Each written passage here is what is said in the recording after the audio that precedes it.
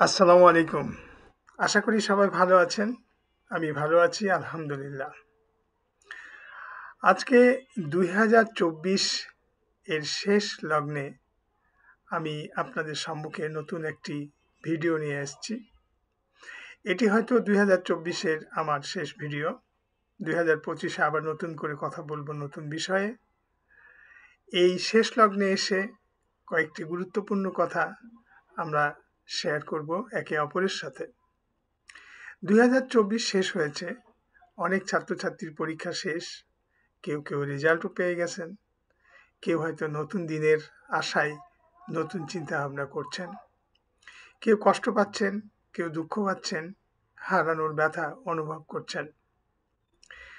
আমি বলবো ২০২৪ সাল আপনাকে যতটুকু দিয়েছে সেটুকুই যথেষ্ট। যা হারিয়েছেন সেটা নিয়ে অনুতাপের কোনো কারণ নেই। নতুন করে নতুন উদ্যমে ২০২৫কে শুরু করতে হবে। জীবন বহমান, সময় বহমান, সময় চলে যাবে, আবার আসবে। তাই গত হয়ে যাওয়া কোনো জিনিস নিয়ে চিন্তা করে বা আফসোস করে কোনো লাভ নেই। তাই ২০২৫-এর জন্য আমরা নতুন করে কিছু বিষয় আলোচনা করব। একটা জীবন সফল হয় কিভাবে?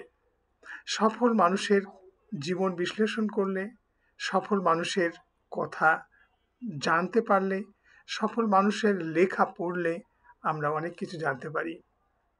সেরকমই আমরা জীবনের সফলতার গল্প এবং জীবনের সফলতার বিশেষ কতগুলি বিষয় নিয়ে আজকে আলোচনা করব।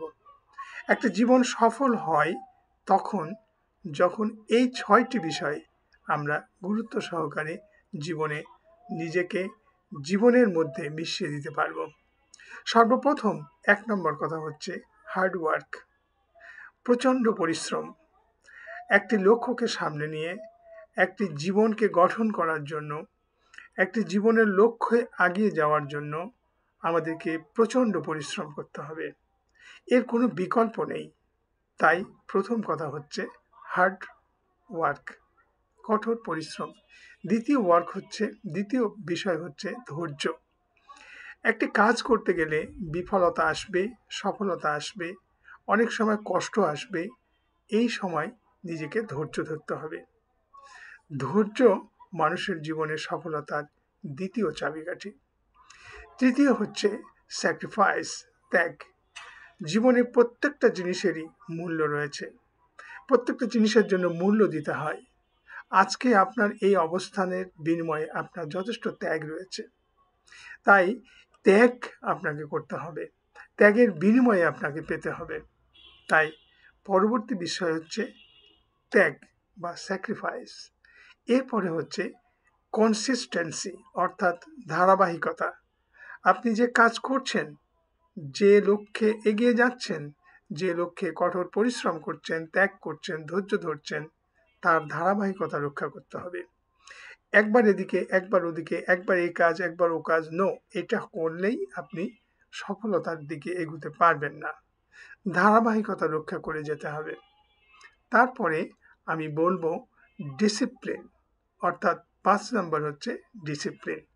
প্রত্যেকটা কাজেরই একটি শৃঙ্খলা রয়েছে, প্রত্যেকটা কাজের মধ্যেই শৃঙ্খলা বোধ থাকতে হবে এবং একটা নিয়মতান্ত্রিকতার মধ্যে দিয়ে কাজগুলো করে যেতে হবে। তাহলেই আপনি সফল মানুষ হিসেবে গড়ে তুলতে পারবেন নিজেকে। এবং লাস্ট কথা হচ্ছে সেলফ কনফিডেন্স। আপনি যে কাজগুলো করছেন, আপনি যে বিষয়গুলো নিয়ে এগুচ্ছেন, যে কঠোর পরিশ্রমটা করছেন, আপনার নিজের উপর আত্মবিশ্বাস থাকতে হবে। আত্মবিশ্বাস না থাকলে আপনি কোনোদিনই সামনে এগিয়ে যেতে পারবেন না। মহান সৃষ্টিকর্তা এই মানুষকে পাঠিয়েছে পৃথিবীতে সৃষ্টির সেরা জীব হিসেবে। মানুষের অনেক শক্তি, অনেক পাওয়ার, অনেক জ্ঞান, অনেক ক্ষমতা, শুধু কাজে লাগানো, সিস্টেমেটিকভাবে এগিয়ে যাওয়া, সেটুকুই হচ্ছে প্রধান বিষয়। তাই আসুন নতুন বছরে আমরা নতুনভাবে, নতুন চিন্তা করে কঠোর পরিশ্রম, ধৈর্যশীলতা, ধারাবাহিকতা, শৃঙ্খলা আর সেলফ কনফিডেন্স, এই জিনিসগুলো নিয়ে আমরা এগিয়ে যাই। আমাদের জীবন আরও সফল হবে, আরও সুন্দর হবে। তাই এই 6টি বিষয়কে আপনি আপনার জীবনের সাথে একদম গেঁথে ফেলুন এবং এই 6টি জিনিস নিয়েই আপনি আপনার 2025 সাল শুরু করুন। একদম প্রথম দিন থেকে একটা দিনও নষ্ট করা যাবে না। সবাই ভালো থাকুন। আবার দেখা হবে নতুন ভিডিওতে নতুন কথা বলতে। সে পর্যন্ত আমার জন্য দোয়া করবেন। আমার সকল শুভাকাঙ্ক্ষীকে আগাম শুভেচ্ছা জানাচ্ছি 2025 সালের। সেই পর্যন্ত দেখা হবে ইনশাআল্লাহ। আসসালামু আলাইকুম।